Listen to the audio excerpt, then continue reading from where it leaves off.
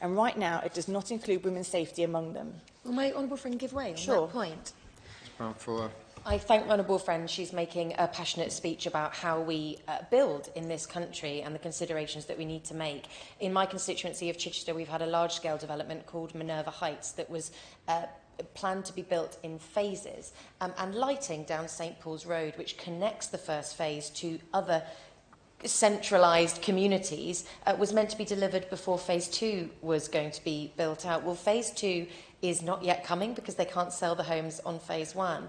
And so I've been contacted by many constituents who basically feel trapped in their community, unable to engage in other areas because they've got no way of moving around the building that's already been done. Does she agree with me that this is why we need an infrastructure first approach, and that comes with lighting delivered before the homes are built? Absolutely, I agree with my honourable friend. It's an infrastructure first approach, also with women and girls' safety in mind.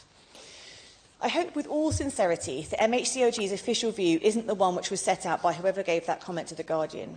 I hope that this Labour government aspires not to just match but exceed the standards of the previous government when it comes to the safety and well-being of women. And I hope that today the Minister will be able to commit to taking some steps around putting VORG at the heart of the NPPF, which would have a genuinely transformative effect on women's lives in the UK.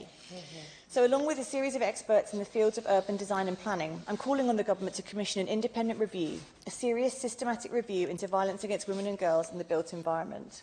A review with teeth, one that establishes an authoritative evidence base, examines the structural gaps between the VORG strategy and planning policy, and produces recommendations that require developers and planners to treat women's safety as a fundamental component of design, not an optional extra. The Minister will be pleased, I'm sure, that this is all included in a second letter I'm sending to him today. Alongside that, I urge the Government to take the following specific steps without delay.